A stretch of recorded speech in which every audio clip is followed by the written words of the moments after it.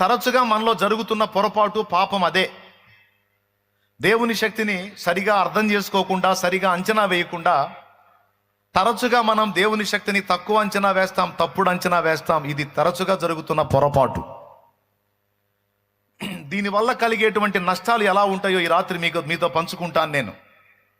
అనుమానాల వల్ల, అవిశ్వాసం వల్ల ఎన్ని రకాల నష్టాలు ఉంటాయో ఈరోజు మీతో పంచుకుంటా దేవుని చిత్తం అయితే.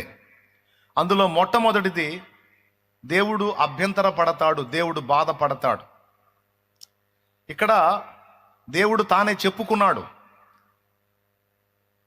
అబ్రామా నేనెవరినో తెలుసా?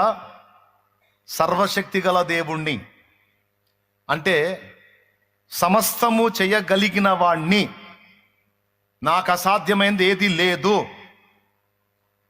నువ్వు పనికి మాలిన అనుమానాలు పెట్టుకొని అనవసరంగా నింద తెచ్చుకోవద్దు. నా సన్నిధిలో నడుస్తూ నిందారహితుడవై ఉండు. నింద లేనివాడివై ఉండు అంటే ఇప్పుడు నింద తెచ్చుకున్నావు అని అర్థం. నేను సర్వశక్తుడిని అని చెప్పుకోవాల్సి వచ్చిందంటే ఆయన శక్తిని ఇక్కడ శంకించడం జరిగింది అని అర్థం.